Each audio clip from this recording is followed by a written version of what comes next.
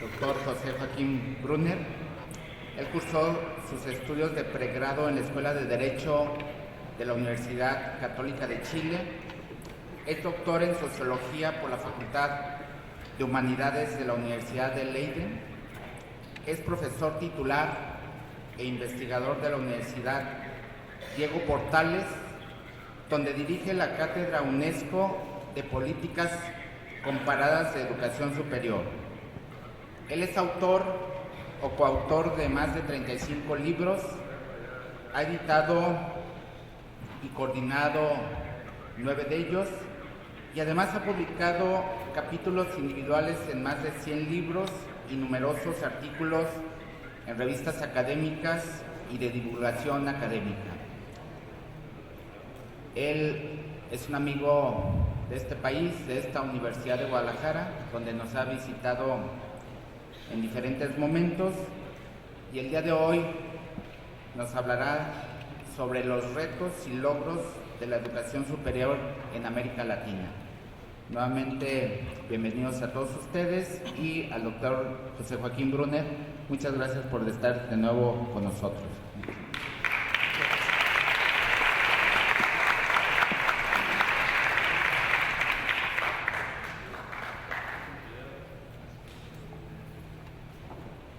Muy buenos días. Muchas gracias, Jaime, por la presentación. Es un honor y un placer estar aquí. No sé mucho qué se puede decir después de los portentos de la Divina que trajo Yamil. Siempre es muy difícil, porque los portentos son novedades que causan admiración o terror.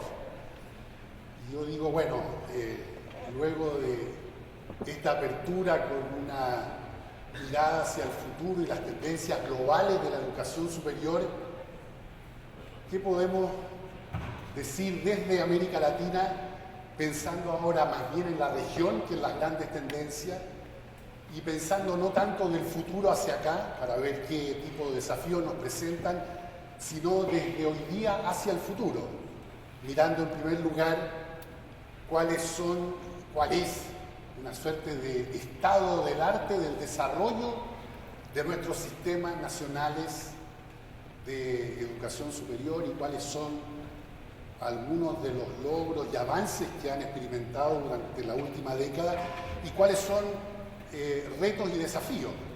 En realidad están muy relacionadas las dos cosas. No voy a presentar yo primero avances y luego retos, porque cada logro en realidad genera sus propios problemas, y lo que estamos enfrentando probablemente en América Latina hoy día son muchos nuevos problemas que tienen que ver con los enormes avances, desarrollos, desiguales por cierto, pero ahí están, que ha hecho América Latina durante la última década.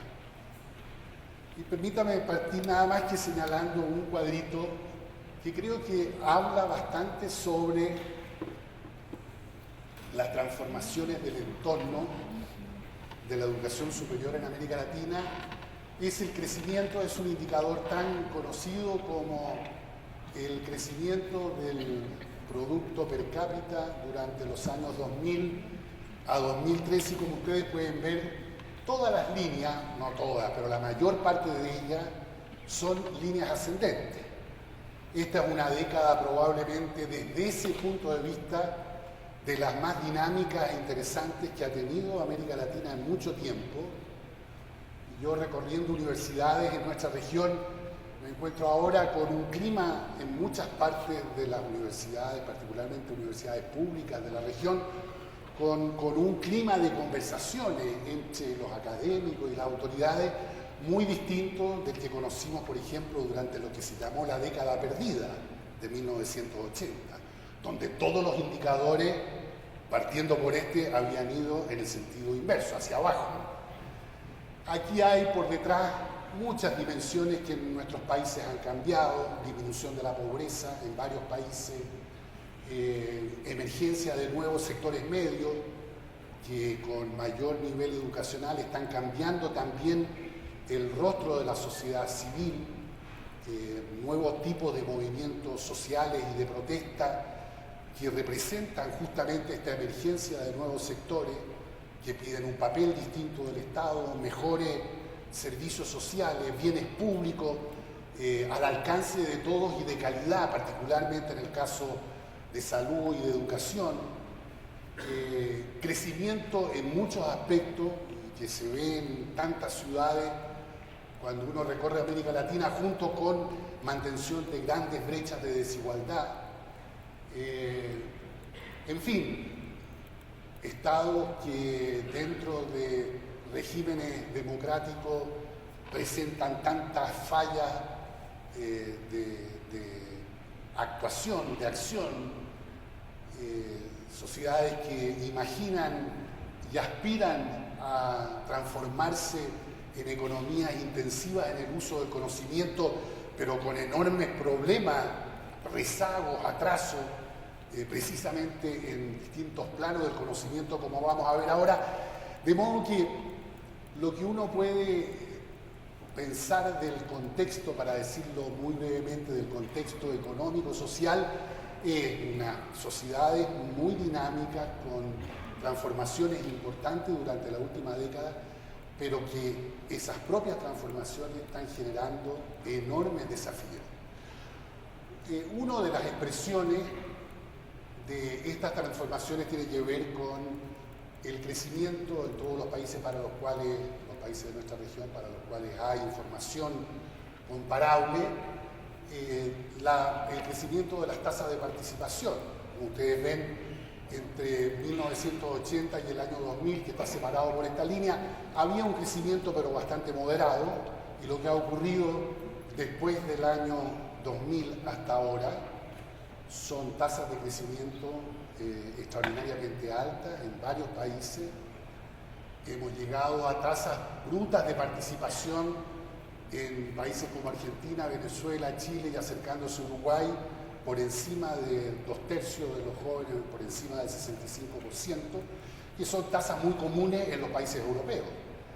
De modo tal que con ese nivel de ingreso que ha aumentado, pero que sigue siendo precario en nuestros países, estamos ante una verdadera explosión de la matrícula de educación superior y instituciones que han pasado, o sistemas completos que han pasado rápidamente desde el acceso de élites al acceso de masa y hoy día al acceso universal, como está representado ya en varios países.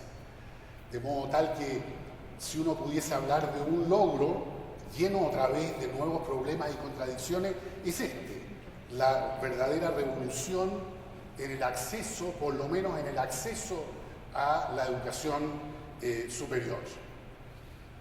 Esto ha estado hecho posible desde el lado de la provisión de la educación superior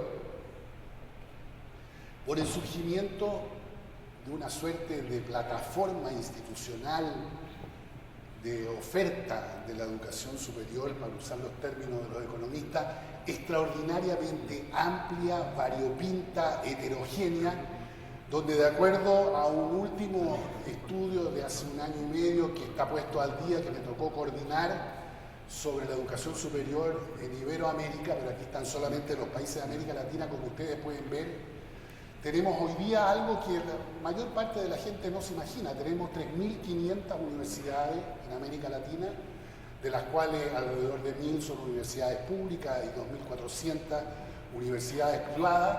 Y tenemos además, 6.200 y tantas instituciones no universitarias de educación superior, donde ni siquiera en todos los países hay una clara distinción entre instituciones privadas y instituciones públicas, lo cual muestra, digamos, que esto es como una especie de avalancha, de cosa aluvional que ha ocurrido, y las estadísticas nacionales muchas veces no dan cuenta, no alcanzan a clasificar siquiera a este nuevo tipo de instituciones. Es decir, tenemos un universo de más de 10.000 o de alrededor de 10.000 instituciones de educación superior extraordinariamente diversas entre sí, no solamente públicas y privadas, sino que dentro del sector público y del sector privado una gran heterogeneidad de instituciones.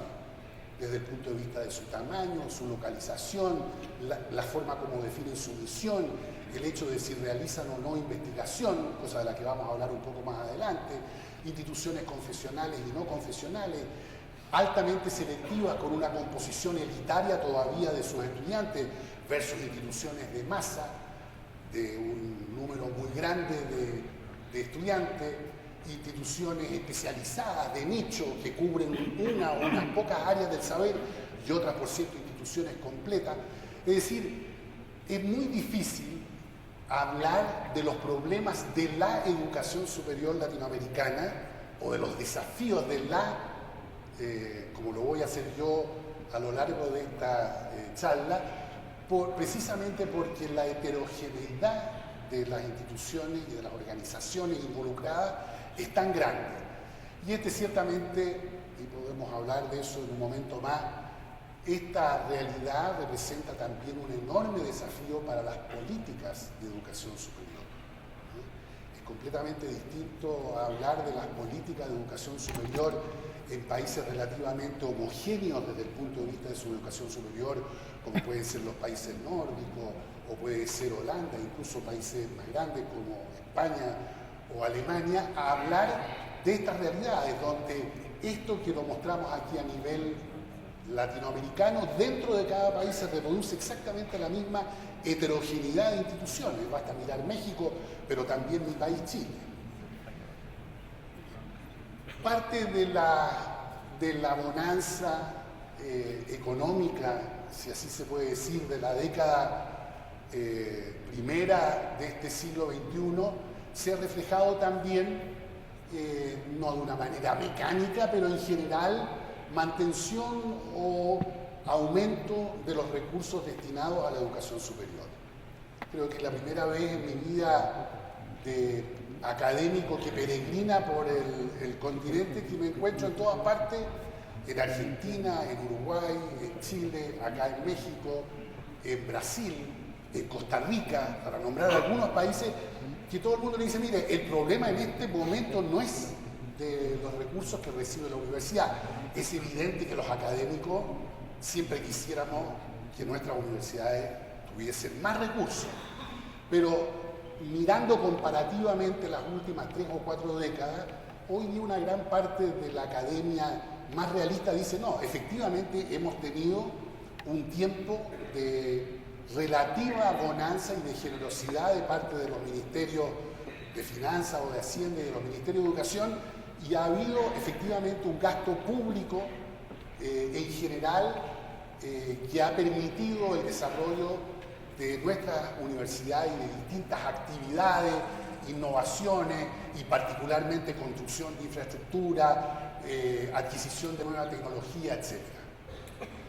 Sobre la base de esos par de parámetros muy básicos, quiero ahora hablar de algunos de los retos relacionados con acceso, con formación y competencia, con modelo docente y algo también agregar de la investigación, para luego en la parte final referirme a algunos retos transversales, no ligados a las dos grandes funciones de la universidad, sino que correspondiente al conjunto de la organización. En términos del acceso, claro, lo que estamos viendo hoy día, y ya lo nombró en algún momento, me parece, si no recuerdo bien si fue Yamil o alguna de las intervenciones anteriores, la universidad es muy dependiente de lo que ocurre previamente en términos de acceso. Y lo que ocurre en América Latina es que si ustedes miran estos dos cuadritos, estos dos gráficos, por un lado, la tasa de graduación de la secundaria en América Latina en el promedio no alcanza más del 50%.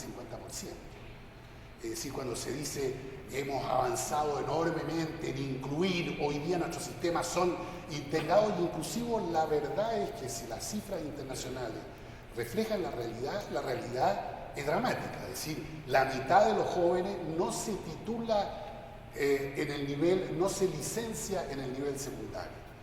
Luego, toda la idea de que la sociedad del conocimiento requiere una población y particularmente una fuerza de trabajo más calificada, donde el nivel mínimo para poder participar hoy día en la complejidad de las nuevas actividades y en el uso de las tecnologías disponibles, es precisamente el contar con la educación secundaria superior o media superior, como llaman acá, completa. Y eso efectivamente es algo que no ocurre en la mayor parte de nuestros, casi todos los países de América Latina, y cuando uno mira las tasas de graduación ahora bajo el espectro de la equidad en la graduación, lo que uno encuentra es que en general menos de un 20 o 25% de los jóvenes pertenecientes al quintil de hogares de menores recursos económicos, sociales y culturales, menores capitales sociales, económicos y culturales, no está en la posibilidad de completar sus estudios secundarios. Entonces, buena parte del problema, y lo digo acá porque después cuando hablemos, por ejemplo, de finanzas, a mí me parece que esto tiene una importancia vital. Es decir, todavía en el siglo XXI en nuestra región tenemos una enorme discusión si en realidad es o no una política razonable el tratar de destinar la mayor parte de los recursos disponibles para educación a los niveles de la educación temprana, entre 0 y 5 años, luego a la preprimaria, a la primaria y secundaria, o si destinar y hacer el mayor esfuerzo en la educación superior. En general no nos gusta hacer esta oposición, este contraste, y decimos, no, es que todo tendría que ser mejor financiado. Bueno, claro, ese es el ideal, pero sabemos que los recursos son limitados y quienes hemos estado en funciones de gobierno sabemos que efectivamente llega el momento en que hay que decir, vamos a optar en este gobierno o en esta administración, en cualquiera de nuestros países, desde Chile aquí a México, vamos a optar por hacer un gran esfuerzo por introducir mayor equidad en los niveles tempranos y de la educación básica u obligatoria, o vamos a hacer un gran esfuerzo por seguir y aumentar más los recursos destinados a la educación superior. Y los efectos en equidad de una u otra decisión yo creo que son notables y no son algo que haya inventado la OECD o el Banco Mundial. Son realidades que en todos nuestros países están comprobadas y que se traducen, entre otras cosas, en que si miramos por la única prueba, digamos, en que varios países nuestros participan, que es PISA, donde podemos compararnos con más de 60 países del mundo, y tratamos de identificar en los dominios cognitivos básicos, es decir, matemática, ciencia y comprensión lectora, cuál es el porcentaje promedio que en los tres dominios queda por debajo del umbral mínimo de competencias que llama PISA, es decir, el umbral donde jóvenes de 15 años supuestamente debieran estar por encima, en el sentido de que han adquirido por lo menos el mínimo de competencia en estos tres áreas. Bueno, lo que ustedes ven es que en América Latina entre el 40% y el 70% de sus jóvenes no alcanza el umbral de competencias mínimas. Y en la nueva realidad latinoamericana, una parte importante de todos estos jóvenes, si llegan a terminar la secundaria y una parte de ellos importante la termina, crecientemente van a ingresar y están ingresando a la educación superior, con todos estos déficits formativos en cuestiones básicas para justamente poder aprender con cierta autonomía. Y aquí hay cosas interesantes. Por ejemplo, en un diálogo con Yamil, hay cosas interesantes que explorar. Bueno, el tipo de, y yo mismo lo voy a mostrar un poco más adelante, el tipo de modelo curricular, de estrategias pedagógicas, de tecnología que usamos, ¿se acomodan a la formación de este tipo de jóvenes? ¿O están pensadas para un modelo de formación de jóvenes que hace 20 años provenían de determinado tipo de familias con un determinado capital cultural e ingresaban a la educación superior? Y muchos de nuestros currículum reflejan a ese alumno y no al nuevo tipo de alumnos que crecientemente, a pesar de todas las inequidades de los sistemas, simplemente por la presión están ingresando hoy día a la educación superior. Digo, por la presión de la masificación. Entonces, como ustedes ven, la comparación es dramática porque el país que mejor lo hace en América Latina tiene una tasa de jóvenes por debajo del umbral mínimo de competencia, que duplica al de los países de la OECD y a los dos países iberoamericanos dentro de la OECD, que son España y Portugal. Es decir, tenemos un desafío de gran magnitud como parte de los desafíos de la educación superior, el mejorar tanto la graduación y la equidad de la graduación en secundaria, pero particularmente la calidad de las oportunidades de aprendizaje que estamos ofreciendo en la educación secundaria. Bueno, aquí hay, para las discusiones ya más en taller que podamos tener en estos 2 días, una gran discusión sobre si el modelo, llamo el modelo con esta palabra fea del paquete de tecnología en el sentido más amplio de la palabra, a través del cual enseñamos, que es una metodología bien tradicional, énfasis en contenido, clases presenciales con uso de apoyo relativo de las nuevas tecnologías de información, profesores ojalá de jornada completa, ojalá con estudios de doctorado, por lo tanto un costo para este modelo que estamos usando extraordinariamente alto y creciente de año en año, entre otras cosas por la presión, por ejemplo, de las políticas y de los organismos acreditadores, que a todas las universidades les piden mejorar una serie de insumos, la infraestructura, las bibliotecas, la tecnología, el número de profesores con jornada completa, el que tengan doctorado para poder empezar la carrera, como ya están haciendo varios países en América Latina. Bueno, eso significa una presión de costo enorme y por eso los costos de las instituciones de educación superior aumentan de año en año. La gran pregunta, es si acaso este modelo, cuyos efectos conocemos bien, la mitad de los estudiantes que ingresa a la educación superior en América Latina en promedio no termina la educación superior. Las personas que sí terminan por lo menos 1, 2, 3 y hasta 4 años más allá de lo que el currículum nominal y formalmente supone que la duración de la carrera. Es decir, un abogado que debiera demorar entre 5 años y 11 semestres, digamos así, en promedio demorará 13 a 17 semestres según el país. Es decir, ese modelo, que además plantea muchas dudas, como decía Yamil, y hay tantos estudios sobre esto en América Latina, donde la pertinencia de la formación en términos de las capacidades que se desarrollan, si acaso esas capacidades son efectivamente las que hoy día demanda la sociedad en sus múltiples aspectos, no solamente desde el punto de vista de la productividad de la economía o de la competitividad de la economía, como le gusta decir a los gobiernos, sino que además desde el punto de vista del rol ciudadano, de participación en la deliberación democrática, el formar parte de movimientos sociales, solidarios, etc.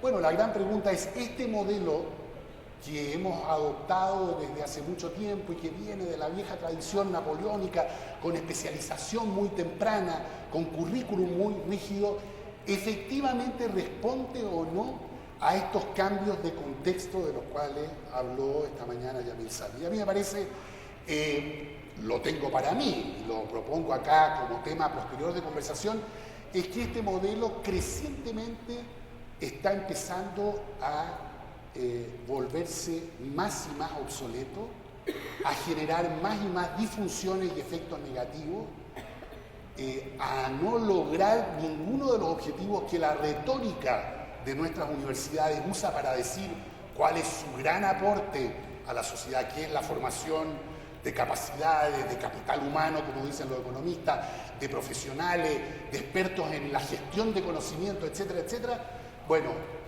tengo para mí que este modelo efectivamente no está respondiendo y crecientemente va a entrar en una mayor crisis y en una mayor presión de distintos actores, estudiantes, académicos, gobernantes, colegios profesionales, empleadores, empresarios, movimientos sociales, etcétera, que dicen, mire, no es esto lo que estamos esperando de nuestras universidades. Dos pequeñas acotaciones sobre la otra función de producción de conocimiento. Lo primero es constatar que en realidad necesitamos tener un diagnóstico de nuestra propia dimensión dentro del mundo global para no entrar en discursos que no tienen, digamos, ninguna raíz en la realidad latinoamericana. Este cuadrito representa, con una línea puesta ahí, esta línea es la línea de lo que representamos en el mundo como población. Representamos alrededor del 9%, un poco por debajo del 9% de la población mundial. Y como ustedes ven, lo interesante es que si uno mira un conjunto de variables que tienen que ver con sociedad del conocimiento, matrícula en educación superior, graduados de programas técnicos, graduados de programas propiamente académico universitario, valor agregado de nuestra manufactura en tecnologías intensas en conocimiento, valor agregado en servicios intensos en conocimiento, publicaciones, patentes, número de universidades top en el mundo, etc., lo que ustedes ven es que cada vez que nos ponen una barrera un poco más alta desde el punto de vista precisamente de esta sociedad y economía del conocimiento, nos achicamos más.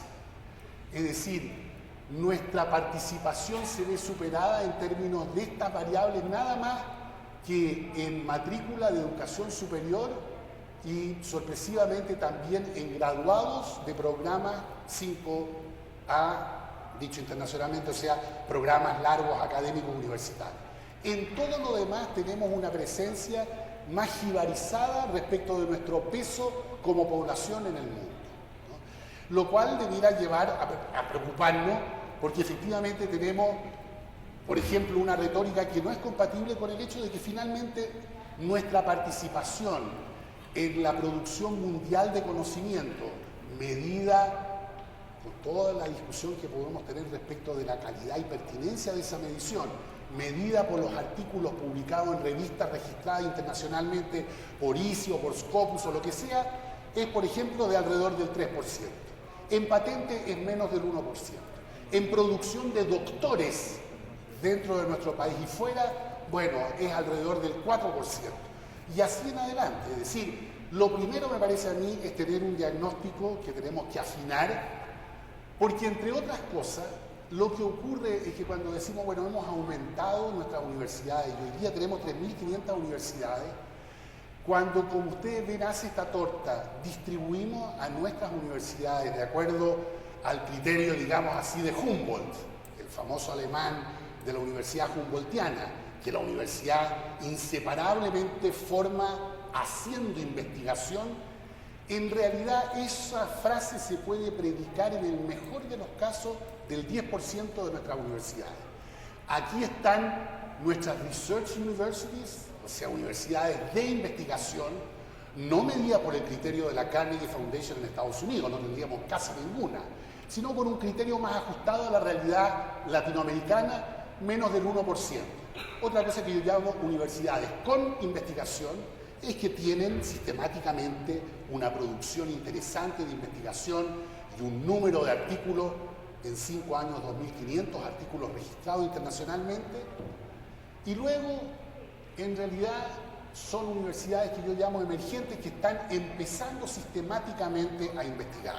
Tienen un cierto volumen, tienen, por lo tanto, un plantel estable de gente que gana concursos de investigación en su país, que forma parte de la carrera del investigador y que publica. El resto de instituciones, hay un 27% que esporádicamente tiene algo de investigación y tenemos 53 o 55% de instituciones únicas y exclusivamente docentes, que en 5 años, que es la medida que yo estoy usando, entre 2008 y 2012, no publicaron un solo artículo registrado internacionalmente. Entonces la pregunta es, ¿hace sentido nuestra retórica, la que usaríamos en cualquier ceremonia de inauguración del año académico o de graduación de nuestros alumnos, decir como decimos en América Latina y lo tenemos inscrito en la Constitución y en las leyes orgánicas, la universidad es la institución que inseparablemente realiza docencia superior en la frontera, realiza investigación en la frontera de las disciplinas y produce conocimiento a nivel internacional, y además hace extensión, transferencia o como se le quiera llamar. Bueno, esa frase vale para el 10% de las instituciones y no para el resto. El resto de las instituciones son instituciones docentes donde la preocupación de la política pública debería ser cómo hacemos universidades puramente docentes que sean dignas desde el punto de vista de los estándares de calidad que cada país pueda irse poniendo. Estándares exigentes de formación profesional que no sea una estafa cognitiva ni una estafa económica, pero que no les vamos a poder pedir ni ahora, ni en 10 años, ni en 50 años que además hagan investigación porque nadie está en condición de financiar eso. Finalmente las Research Universities de Estados Unidos son el 7%. No es así como que si uno toma el conjunto de instituciones de educación superior de Estados Unidos, todas ellas tengan investigación. Entonces la pregunta, que nada más que avanzo aquí para poder, avanzo una especie de bosquejo de respuesta o de hipótesis, es decir, mira, lo que nos debiera preocupar es que en cada uno de nuestros países existan una suerte de anillos concéntricos, un anillo donde haya efectivamente actividades en la punta del mundo. No una universidad, tal vez algún instituto tecnológico, tal vez en alguna disciplina. Yo digo, para citar un ejemplo que conozco mejor de mi país, sería raro que Chile no aspirara a tener una participación de punta a nivel mundial, de excelencia mundial en astronomía. Si es el país que tiene por los próximos 50 o 75 años, por lejos la mayor capacidad mundial instalada de los observatorios de todo tipo, más adelantados en el mundo, bueno, y el privilegio, porque cada convenio dice que los astrónomos jóvenes chilenos tendrán un tiempo de observación especial, privilegio del país sede, digamos, bueno, podemos aspirar a eso, no una universidad, entre todas las universidades que tengan departamentos y centros o institutos de astronomía. Y otros países podrán tener aspiraciones semejantes.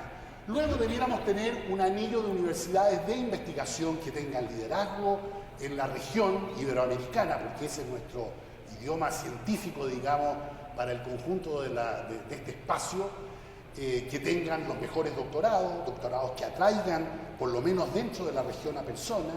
Eso puede ser varias de las universidades españolas, hoy día algunas de las universidades en Brasil, algunas universidades, por cierto, en México, que sean universidades, digamos, de liderazgo, aunque no estén entre las 100 primeras en el mundo, entre otras cosas porque el gasto en nuestras universidades es incomparablemente menor. ¿Saben? Yo siempre cuento una anécdota porque hace un par de meses pasa una profesora de la Universidad de Michigan con un equipo de profesores de esa universidad y nos hizo una presentación en mi universidad respecto de lo que era su universidad y después yo hacía uno respecto de la nuestra. Y en un momento dice, este año el presupuesto, esto en realidad fue un año atrás, este año el presupuesto de la Universidad de Michigan es, incluyendo el hospital, $5.500 millones.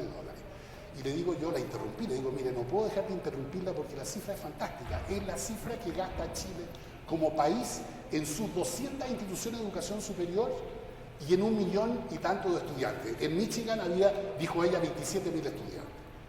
Entonces, nosotros gastamos $5.500 millones. Es cuando a mí me dicen, bueno, pero ustedes debieran tener 1, 2 o 3 universidades entre las 100 primeras del mundo. No hay ninguna universidad de las 100 primeras del mundo que gaste menos seguramente de 2.000 o 3.000 millones de dólares.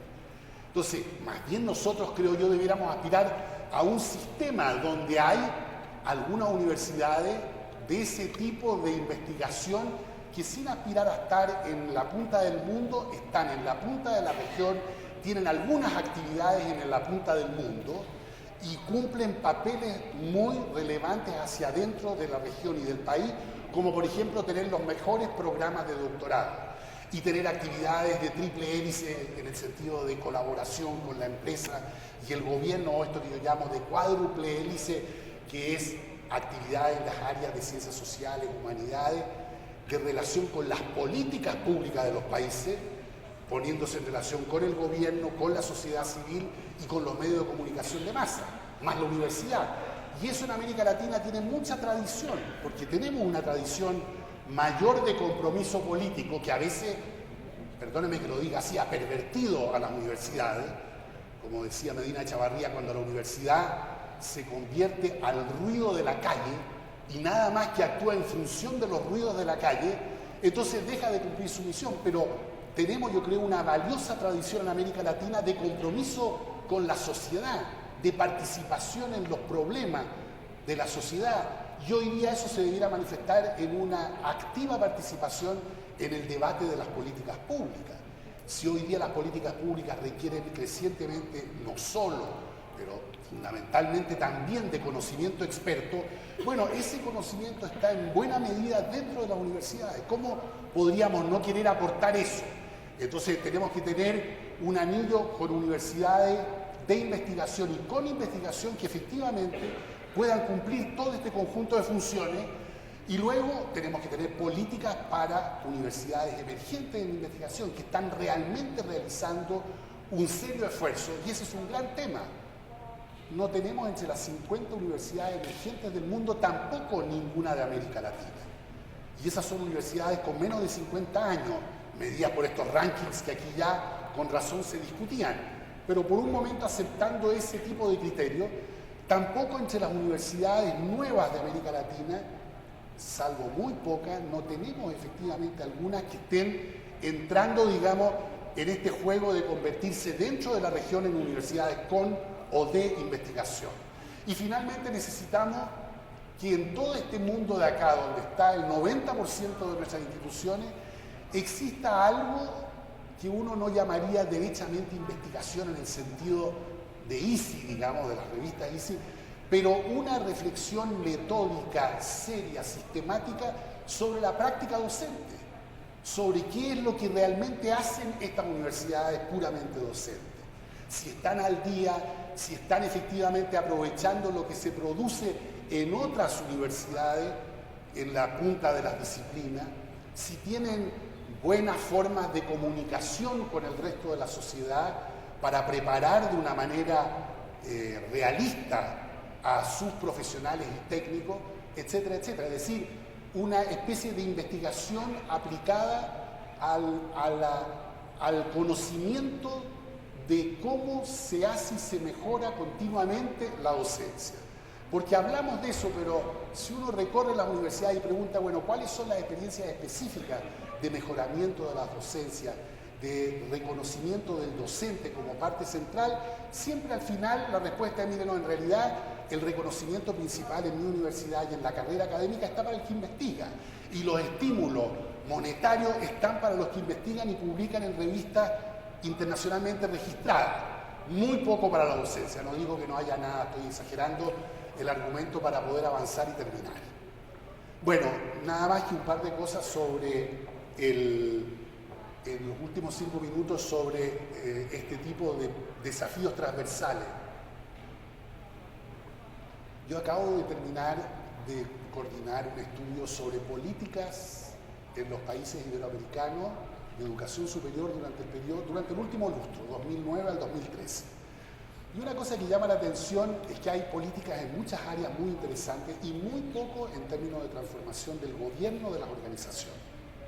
Este que es un tema medio tabú además en América Latina, porque incomoda siempre que uno quiera cuestionar el gobierno, porque parece que estuviera cuestionando a su rector y a sus vicerrectores. No, yo digo como un problema propio de la sociología. Si uno mira lo que ha estado ocurriendo con el gobierno universitario en países como Francia, como Alemania, como Portugal recientemente, como Japón, como todos los países nórdicos, que son todos países con viejas tradiciones democráticas y sin embargo han hecho cambios de envergadura que acá en América Latina no soñamos en sus universidades públicas, lo que uno encuentra acá desde ese punto de vista es muy poco, ¿no? Muy poca transformación del gobierno para asegurar lo que uno diría hoy día es lo más importante, el test de si tenemos estructuras de gobierno que respondan a los desafíos de la época y del momento histórico, es si son realmente gobiernos en condiciones de hacer cambios relativamente importantes en su propia universidad, o si están sometidos al veto. Yo hablo del veto perfecto. En mi país, en las universidades públicas, en la mayor parte de ellas hay regímenes de veto perfecto, es decir, un rector se elige de tal manera que habiendo hecho todas las alianzas que necesita hacer, finalmente no puede hacer ningún cambio que signifique enemistarse con algún tipo de departamento, de instituto, de facultad, de grupo de profesores.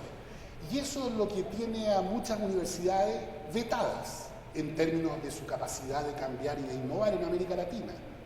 Y muchas de las, incluso universidades buque insignia en cada país, que son las universidades más tradicionales, de mayor prestigio, hablo de la Universidad Nacional de Buenos Aires, de la Universidad de San Marcos, de la Universidad Nacional en Colombia, de la Universidad de Chile, para no nombrar a ninguna de México, por cierto, son universidades que tienen muchas de estas características de estar paralizadas, de estar bloqueadas, como había un sociólogo francés que escribió del Estado bloqueado. Bueno, yo creo que uno puede reconocer fácilmente universidades bloqueadas en América Latina, en el sector público, que no logran asumir su real papel de liderazgo en la sociedad porque efectivamente están de alguna manera impedidas por la forma de gobierno y estamos entrampados en una discusión de tensiones que son normales pero que aquí las tratamos de una manera como si fueran problemas, no sé, casi teológicos, entre colegialidad y administración eficaz, por ejemplo. Claro que hay una tensión, y lo hemos visto en todos los estudios en países como Australia, que han hecho grandes cambios, para qué decir en Inglaterra, etcétera, que hay una tensión entre la nueva gestión pública de las universidades, el New Public Management, con toda la creación de una nueva capa de profesionales de la gestión y del cálculo y de los indicadores y de la productividad, no voy a entrar, digamos, a todo ese tema, que crea efectivamente una tensión con todas las prácticas y las tradiciones colegiales de gobierno y de gestión. Pero eso es justamente lo que los países en Europa y en otra parte del mundo han logrado ir resolviendo a través de cambiar, no de paralizarse. O otras cosas como, por ejemplo, la rapidez o la efectividad de las decisiones. Solamente una pequeña anécdota para terminar. En algún momento yo estuve en el gobierno y tenía que ir al Parlamento muy rápido, recién asumido al cargo, para discutir en Chile la nueva ley de televisión. Y entonces le pedí le dije a mi equipo, bueno, lo que necesitamos obviamente es tener una buena información sobre qué es lo que está ocurriendo en países relevantes en esta materia, en España, en Francia, me acuerdo que dije, en Inglaterra y en Estados Unidos, para mirar modelos bien distintos. Y digo yo, bueno, lo primero que se me ocurrió es llamar a mis colegas como buen académico de la principal universidad del país y decirle, mire, necesito esto. Ah, me dice, pero qué interesante. Entonces le digo yo, mira, la única restricción es que esto tiene que ser hecho en 3 semanas. Entonces me dice, pero tú eres de la academia, ¿cómo me puedes pedir una cosa así? Es casi una insolencia. Yo en 3 semanas no alcanzo a aprobar esto, ni siquiera dentro de mi propia facultad. Pero además después tengo que llegar al nivel de la rectoría y tengo que pasar por la Contraloría General para poder destinar, digamos, las licencias y los recursos necesarios para que 2 investigadores vayan y recorran estos países. Entonces dije yo, bueno, voy a ir a la mejor universidad privada del país, que tiene un buen departamento de comunicaciones, y esa universidad me dice, sí, lo podríamos hacer, y no tenían problema con la velocidad, pero no tenemos el personal adecuadísimo para este problema. Y uno termina recurriendo a una consultora. A veces nos reímos de los consultores, etc. Terminé yo pidiéndole a una oficina de consultores dirigida por colegas sociólogos míos que me dijeron, pero por cierto, tenían la red de contacto y en 15 días tenían un muy buen informe relativo a estos 3 países. Bueno, estamos, concluyo diciendo, en América Latina en un momento, creo yo, muy interesante, con sociedades y economía y cultura y democracia y mercado muy dinámico, donde se han estado produciendo transformaciones durante la última década o más de última década, pero donde han surgido una especie de pléyade de nuevos tipos de desafíos y problemas que son precisamente producto de los cambios. La mejor demostración es lo que ocurre con la masificación. Ocurre la masificación, es algo que habíamos buscado, democratizar el acceso, que entre más gente, que venga más gente de los quintiles de menores ingresos o de hogares con menor capital cultural, pero eso nos genera unos problemas enormes, nuevos para la docencia, y lo mismo nos está ocurriendo en el terreno de la investigación. Yo hablé aquí del gobierno y podría haber hablado de la finanza, porque creo que hay otra nueva cantidad de problemas en América Latina cómo financiar estratégicamente estos sistemas en los próximos 20 años. No tendremos una década tan feliz entre 2010 y 2013 ahora o 14 y 2025. No digo que será dramática, pero no tendremos la misma tasa de crecimiento que hemos tenido. Todas las proyecciones apuntan hacia allá con diferencia entre los países. Bueno, ¿cómo hacemos estrategias sustentables de financiamiento, no de un año a otro, que es lo que hacemos en América Latina, para los próximos 15 años? Y tomando en cuenta la complejidad y la dualidad público-privada de nuestro sistema. Yo creo que ese es un gran desafío que espero tengamos también oportunidad de conversar en estos días. Muchas gracias.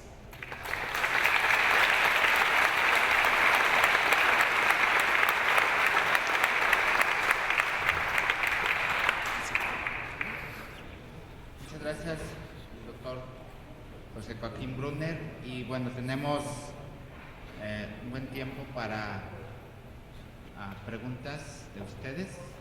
Vamos a hacer bloques de 3 preguntas y de acuerdo al tiempo ampliaremos estos bloquecitos, ¿sí? Hay otra y otra. Bueno, tenemos 2 ahorita. Adelante. Muchas gracias por la presentación, pero a mí por lo menos me faltó un tema fundamental sobre el que usted ha escrito cosas relevantes, que es el tema de la internacionalización. Y particularmente el tema de la relación, digamos, de estos procesos de internacionalización respecto al modelo de Bolonia. Aquí mismo hace 10 días estuvimos en una reunión discutiendo la red América Latina y el Caribe con la Unión Europea. Se discute el espacio iberoamericano del conocimiento, la producción de un espacio de encuentro latinoamericano, caribeño, educación superior, y no aparece como uno de los grandes retos de la educación superior latinoamericana. Me sorprende primero su ausencia, y segundo me gustaría ver usted cómo aprecia las cosas ahora donde hay avances muy desiguales en la región. Muchísimas gracias. Adelante.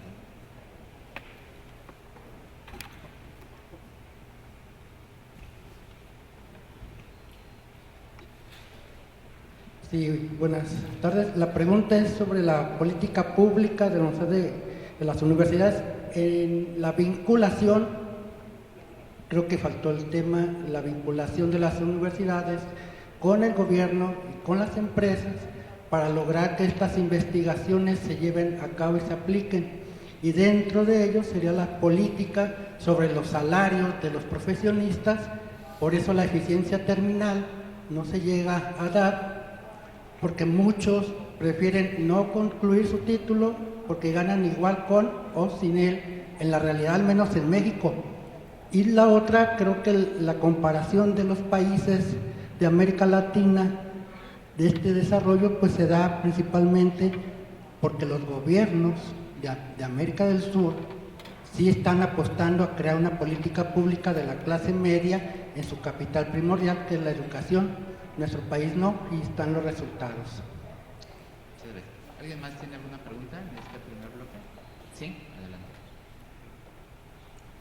Sí, básicamente sería preguntar si tiene algún comentario en relación al modelo de los círculos de universidades. El caso de los institutos tecnológicos de la India y el potencial que se puede ver en ese caso particular de este enfoque como estrategia de financiamiento, no digamos para la universidad, sino para el país mismo. Bueno, respecto de la primera pregunta, voy a poder darme el lujo de decir, bueno, tiene que contestar esta pregunta el profesor Einstein, que está aquí un poco más allá, porque efectivamente en el programa tenemos mañana una conferencia sobre proceso de internacionalización y tenemos hoy día, en la tarde, una conferencia del profesor Francisco Villavila sobre el proceso de Bolonia. Entonces, ¿quién soy yo, digamos, el modesto conductor del profesor Einstein y de la profesora Einstein para decir nada sobre esos dos temas? O sea, vamos a dejar que puedan ser tratados rigurosamente y en todo el tiempo de lo que son esas dos conferencias. Respecto de el triple hélice y su impacto posible. Bueno, yo creo que efectivamente hay muchos ejemplos en distintas partes del mundo desarrollado y crecientemente en algunos de los llamados BRICS, de estos países grandes, digamos, de las economías emergentes, en China, en Brasil, en Rusia y en la India, y también Sudáfrica, que muestran que eso es una posibilidad. Pero como bien sabemos en el resto de toda América Latina, esto requiere unos procesos, no necesariamente tan largos, pero unos procesos muy concentrados y de mucha energía para llegar a crear centros que efectivamente, vinculados a algunos de los clústeres más dinámicos de cada uno de nuestros países, produzcan conocimiento que luego entra en el circuito del mercado. Incluso tenemos discusiones en América Latina que en esas partes ya no existen. Como es, por ejemplo, es legítimo que la universidad se empiece a preocupar de producir conocimiento que entre en el circuito comercial. ¿O es eso una manera de mercantilizar la actividad de la universidad? ¿Es legítimo o no usar el dinero que viene a través de nuestros CONACYTs, o como se llaman en cada país, para hacer investigación que termine generando una utilidad para la universidad, para el investigador y para la industria? O sea, tenemos todavía que algunas, creo yo, cuestiones en la cultura universitaria que nos impiden actuar más rápido en función de generar institutos tecnológicos con una orientación tan clara hacia el sector productivo. Y uno podría hacer en realidad el mismo argumento en el otro lado de la cuádruple hélice, donde uno diría, bueno, pero tenemos toda la tradición que viene prácticamente del siglo XX de universidades que a veces, en el buen sentido, otras veces con muchos efectos negativos y perversos, interactuaron con la política. Pero hoy día, si uno dice, mire, hay instituciones en capacidad universitaria de competir, por ejemplo, en términos de la discusión de políticas educacionales a nivel escolar, con, por ejemplo, el grupo en torno a PISA de la OECD, y yo tengo mis dudas. Y ese es un grupo, claro, que puede recurrir a una red de muchos expertos, pero el grupo, el núcleo, no es más de 15 o 10 investigadores de primera en torno a un investigador jefe. En muchas materias uno dice, bueno, produce más la CEPAL que buena parte de los principales institutos de política pública existentes en nuestras universidades en América Latina. Estoy poniéndolo de una manera que es un poco brusca, pero es nada más que para suscitar la discusión. O sea, creo que efectivamente tenemos una tradición cultural y un debate ideológico instalado dentro de las universidades que a veces nos bloquea un poco en términos de avanzar en estas dos direcciones que son muy distintas, la de la triple y de la cuádruple hélice. Respecto de lo graduado y que hay efectivamente en algunos países, en algunas carreras yo creo bastante específicas, hay la posibilidad de que aún terminando, digamos, abruptamente sin el título, uno pueda ir al mercado laboral y encontrar un trabajo con una buena tasa de retorno, con un premio salarial importante. Eso vale en realidad para poca gente. Lo que muestran los estudios, los mejores estudios que yo conozco en América Latina, es que hay exactamente el mismo efecto que se observó antes en otros países, que se llama el efecto de la piel de oveja, ¿no? Que se llama así porque antes los títulos en la Universidad Medieval quedaban inscritos en piel de oveja.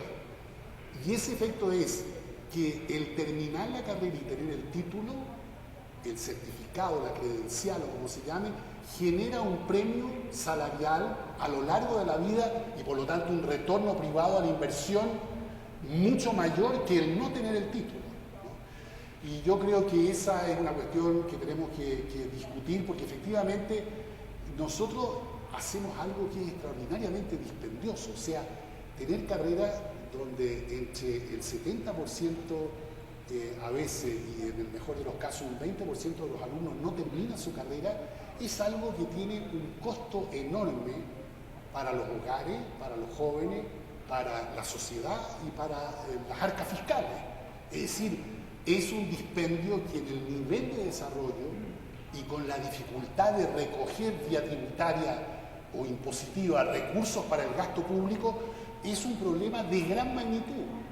Y si ustedes miran, en realidad el tema del abandono temprano ha empezado a ser discutido en serio en los últimos 10 años, ¿no? Donde hay una red latinoamericana con algunos europeos, hay una red de alfa que se creó con la Unión Europea, que ha estado estudiando y que reúne a un par de cientos de investigadores cada 2 años, y efectivamente están empezando a producir cosas muy interesantes en términos de, no tanto de medición del fenómeno, sino ya de cómo se puede enfrentar a nivel de cada institución, dentro de las distintas disciplinas y a nivel nacional, con políticas públicas, el fenómeno de la deserción.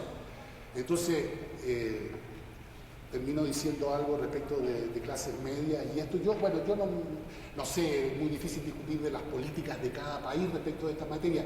Yo no tengo ninguna duda que en las nuevas circunstancias y en lo que viene para los próximos 20 años, digamos, lo voy a dar con el ejemplo de mi país, ¿no? Chile producía hasta hace 20 años 25 a 30 mil graduados anualmente. Hoy produce 120 a 150 mil anualmente. Esta es gente que ingresa directamente al mercado laboral con un título profesional o de técnico superior y que tiene todo el conjunto de demandas que alguien con un título y una credencial de este nivel tiene. La idea de que va a trabajar autónomamente, que va a tener un ingreso que le asegura un nivel de vida típico de los sectores medios de la sociedad, que va a tener un reconocimiento de su estatus, y efectivamente con la masificación eso ya no es así. Muchos de ellos no están trabajando autónomamente como se entiende que trabaja un profesional, no tienen un salario que le permita tener un estilo de vida propio de lo que tradicionalmente ha sido los grupos medios en la sociedad.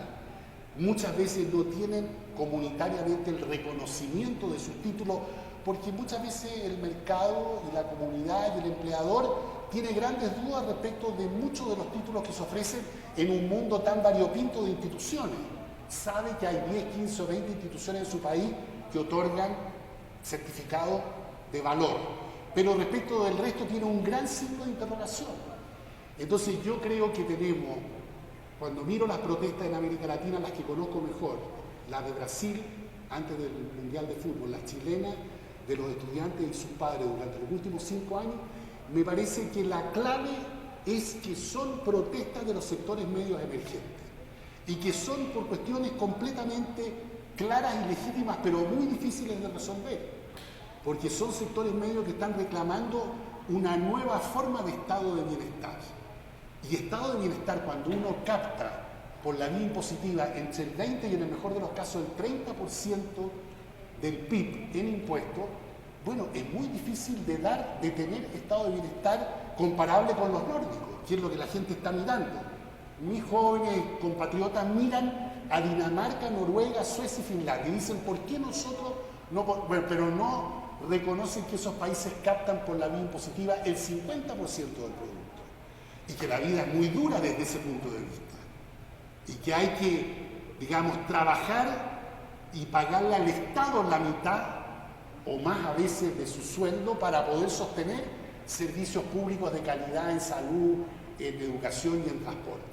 Y nosotros queremos tener alguna de esas cosas, pero no pagar los tributos de ese nivel y no tener el Estado moderno que produzca con calidad, que tenga una gestión que le permita producir con tal calidad oportunidades de salud y oportunidades educacionales. Entonces, creo que efectivamente la nueva revolución de los sectores medios en América Latina va a ser el problema político central de la democracia, la familia, el Estado y el mercado para los próximos 25 años. Muchas gracias. Tenemos oportunidad de 2 preguntas más. Doctor.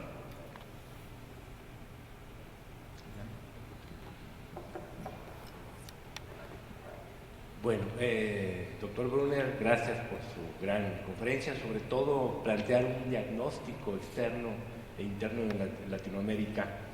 Cuando daba el ejemplo en que Michigan, que daba muchísimo dinero para la educación, pues prácticamente es el diagnóstico de que un país pues apuesta en la educación, ¿no? Hay un maritaje ancestral en lo que ellos entienden por desarrollo y bienestar como política pública, y la universidad o todo el sistema educativo juntos, no pueden ir separados.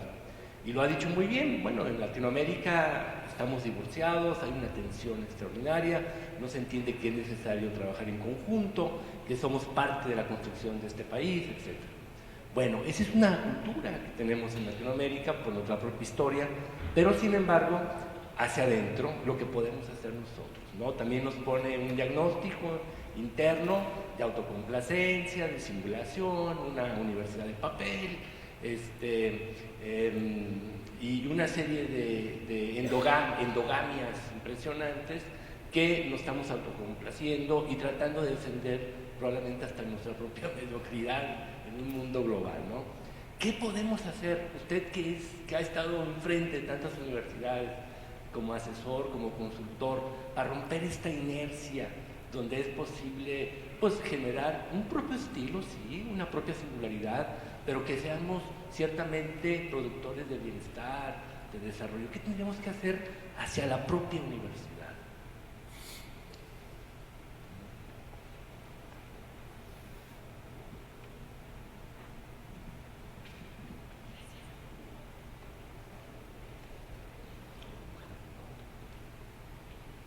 Muchas gracias.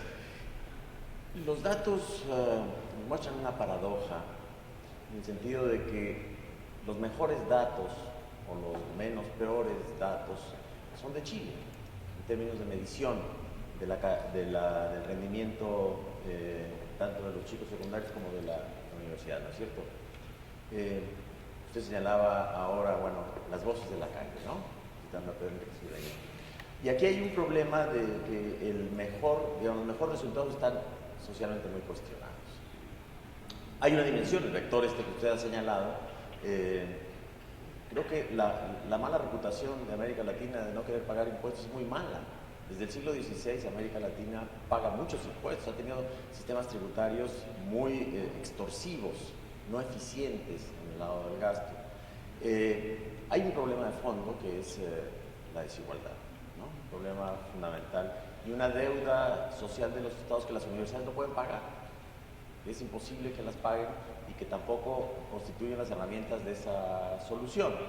Entonces, mi pregunta es, ¿cómo resolvemos esta trama institucional, en su opinión, que si nos ha marcado que son dos modelos muy divergentes, 3 hélices, 4 hélices?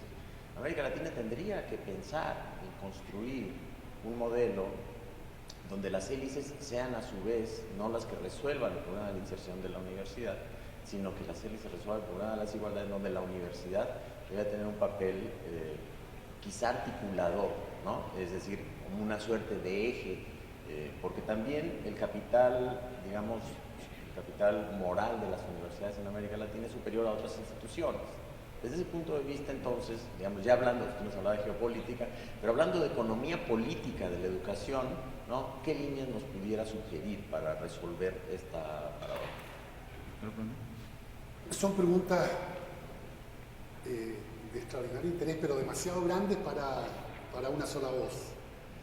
Yo creo que para partir por la última y terminar después con la otra, me parece a mí que en realidad desde el punto de vista de economía política de nuestro sistema, mientras no reconozcamos la realidad que se mostraba en ese cuadro de enorme heterogeneidad y variopinta, y yo podría haber mostrado este otro cuadrito que suelo mostrar, que lo llamo un mapa de economía política, donde pongo en un eje la proporción de gasto privado sobre el total del gasto en educación superior, y en el eje vertical el porcentaje de la matrícula de educación superior privada dentro del total de la matrícula, y pongo todos los países del mundo para los cuales existe información realmente comparable, que son unos 50 o 60 países, y lo que emerge clarísimamente es que en América Latina tenemos, más allá de cualquier distinción ideológica, tenemos la economía política más privada, otros les gustará decir más privatizada, más comercializada, más mercantilizada, más mercadizada, cualquiera sea el término, del mundo. Solamente un grupo de países del Asia, como Corea, como Japón, entran, digamos, en este mismo nivel de, digamos, privatismo, tanto de los recursos destinados a la educación superior como de la matrícula. Entonces, a mí me parece, porque no tengo una respuesta para su pregunta, lo que debemos hacer primero es profundizar sobre este diagnóstico. Esto es la realidad de América Latina. ¿Alguien se imagina que esto va a cambiar sustancialmente y que nosotros vamos a transitar de este lugar a este otro lugar polarmente opuesto, donde el máximo de recursos viene del sector público y el máximo de la matrícula es pública? Digamos, vamos a transitar de cualquiera de estos países como Brasil, Perú, Chile, El Salvador, Costa Rica, etcétera, que están en este núcleo de arriba, acá abajo donde estarían Grecia y algunos de los países nórdicos. Yo creo que no por lo menos en el horizonte visible de los próximos 50 años. Incluso cada vez que queremos reemplazar dinero privado por dinero público, es un gran problema. Piense usted, Chile gasta hoy día 2,5% del producto en educación superior. Esa es una de las 5 cifras más altas del mundo. Si usted quiere reemplazar 1,5, que es el gasto privado en educación superior, usted tiene que hacer un esfuerzo enorme con la base impositiva que tiene un país como Chile o México, que somos los países en América Latina con las más bajas tasas, digamos, captaciones de recursos en relación al producto. Tendría que hacer un esfuerzo enorme mientras todavía un 40% de nuestros jóvenes a los 15 años no alcanza el umbral mínimo de conocimientos y de competencias que se espera tiene que tener una persona hoy día para integrarse a la sociedad contemporánea. Entonces, a mí me parece imposible, no lo vamos a poder hacer. Más allá de que aspiremos, de que nos gustaría que así fuera, no lo vamos a poder hacer. Lo único que ocurriría es que el gasto por alumno, si realmente se lo traspasáramos enteramente al Estado, caería dramáticamente, a la mitad o a un tercio de lo que es hoy día. Entonces yo creo que son ese tipo de problemas que no son problemas de Europa, que no son problemas de Estados Unidos, sino que son en parte problemas de Estados Unidos, puede ser, pero básicamente son problemas de un par de países en el Asia y de nuestros países en América Latina. Y tenemos que partir de ahí. No tenemos la realidad de un sistema público de educación superior. Tenemos una parte pública en todos nuestros países, pero que está inserta en un contexto completamente desconocido hasta ahora, que es que hay alrededor el doble de universidades privadas y que la sociedad y los sectores medios están dispuestos a gastar todo el dinero que tienen para que sus hijos vayan a unas universidades que no necesariamente son las mejores, porque no pueden entrar a las universidades públicas más selectivas. Entrar a Campina o a San Pablo, que son universidades gratuitas, es muy difícil y no llega por lo general ninguna persona, salvo que el Estado imponga, como está tratando de hacer ahora, una cuota de ingreso. Entonces yo creo que la economía política de nuestra educación superior, que no hemos querido asumir en su completitud, digo sociológico, académicamente, no ideológicamente, porque cuando uno habla de esto parece que entonces uno se refocilara en el neoliberalismo. No, pero yo creo que si queremos como sociólogo o economista o científicos políticos reconocer la realidad de nuestro sistema, no podemos seguir haciendo como que en realidad estos fueran sistemas más parecidos a lo europeo que al de Estados Unidos o al de Corea. La realidad nuestra es completamente distinta y tiene estos ingredientes y esta cosa un poco de capitalismo salvaje que ha tenido el mundo universitario latinoamericano durante los últimos 20 años, entre otras cosas por responsabilidad del Estado, si finalmente los mercados funcionan dentro del marco que el Estado le define con sus políticas. Y el Estado ha decidido, entre otras cosas, no regular los mercados, ahora está cambiando, pero por 20 años no lo hizo, porque en la práctica, sin decirlo, prefirió tener una política de privatización de la masificación, porque en muchos países se dio cuenta que no podían masificar la educación superior al compás de las demandas de la sociedad civil, y entonces permitió un mercado desregulado de oferta de educación superior. Pero eso no es un problema del mercado, como se piensa a veces, es un problema de la política estatal, ¿no? Bueno, y respecto de la otra pregunta, porque sé que ya me extendí, sí, lo de Michigan y lo del gasto en la educación superior. Bueno, ya adelanté yo, mire, si uno mira hoy día el gasto público, en la mayor parte de nuestros países está llegando al nivel promedio de la OECD, que es 1.1% del PIB. Y entiendo que México está en este momento más o menos en ese nivel. Chile, que estaba en 0.4 de gasto público, está hoy día en 1 punto de gasto público. Y luego hay que saber cuánto agrega el gasto privado. En la OECD, en los países ricos del mundo, agrega 0.5% en el promedio de los países de la OECD. En América Latina no tenemos buenas cifras, pero va desde 1.5 en el caso de Chile, o sea, más gasto privado que gasto público. Brasil es a la par, 0.9 público y 0.9 privado, con lo cual tiene un gasto altísimo, 1.8. Eso muchos países de Europa no han llegado al 1.8. Entonces, nosotros no es que no tengamos, digamos, como esfuerzo respecto de nuestra realidad, de nuestro producto, hacemos un esfuerzo en América Latina que hay que reconocer a esta altura es grande. Uno podría decir en los 80 o algo así, mire, los estados descuidan su educación superior. Hoy día pueden no ser muy lúcidos en su política, uno puede pensar eso, pero que están los países, los estados y las sociedades haciendo un esfuerzo serio, claro que lo están haciendo. Como digo, un porcentaje de alrededor de 1 punto del producto en gasto público y encima de eso el gasto de los hogares.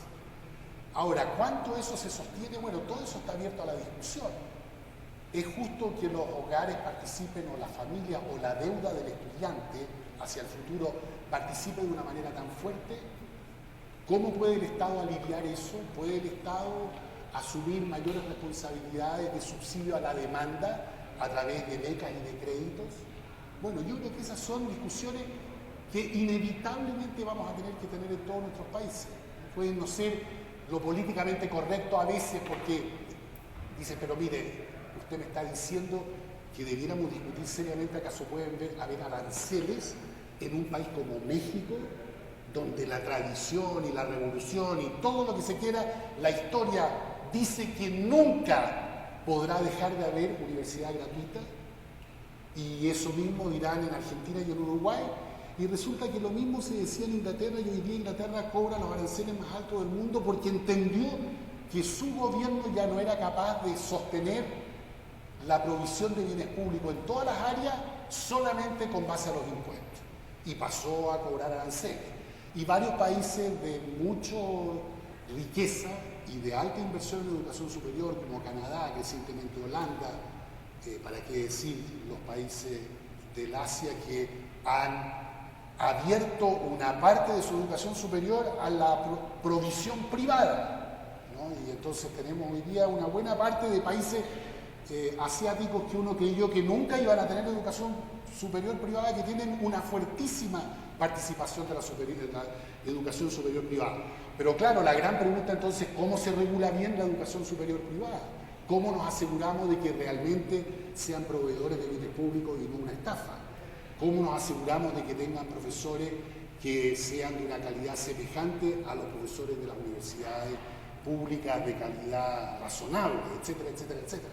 Pero yo veo así, digamos, creo que la inversión en educación superior va a tener dos grandes desafíos. Por un lado, el desafío de la inversión en la educación temprana, 0 a 5 años, y de la educación básica hasta terminar la educación obligatoria, porque efectivamente hay una competencia por recursos, aunque digamos, no es así, tenemos que hacer todo para todos, va a haber esa competencia cada vez más fuerte debido a la cifra de lo mal que lo estamos haciendo en la educación obligatoria en América Latina, que es el signo mayor de inequidad. No está en la educación superior, el signo mayor de inequidad está abajo, y vamos a tener la competencia luego de toda la educación con los otros sectores que igual tienen grandes necesidades en América Latina. La ciudad, el transporte público, la salud pública, la previsión social. Y entonces por los próximos 20 años va a haber una presión sobre el gasto público enorme y va a haber la necesidad de políticas que logre ir aumentando la carga tributaria en función de que se van usando los recursos y de modernización del Estado para asegurar que efectivamente los recursos son usados con efectividad. Bien, muchas gracias. Muchas gracias. Con estos comentarios del doctor Brunner damos por concluida esta extraordinaria conferencia magistral en el marco de este Seminario Internacional de Educación Superior, agradeciendo infinitamente al doctor José Joaquín por estar nuevamente con nosotros y a todos ustedes invitarlos en este momento en el pórtico de este Paraninfo Enrique de León. Se tomará la fotografía oficial y se invita a todos los participantes en este seminario a la toma de la fotografía para posteriormente trasladarnos a la Biblioteca Pública Juan José Arriola, donde en punto de las 2 de la tarde iniciarán los trabajos de grupos y al finalizar estos trabajos una conferencia magistral más para concluir con los trabajos del día de hoy. Muchísimas gracias a todos por esta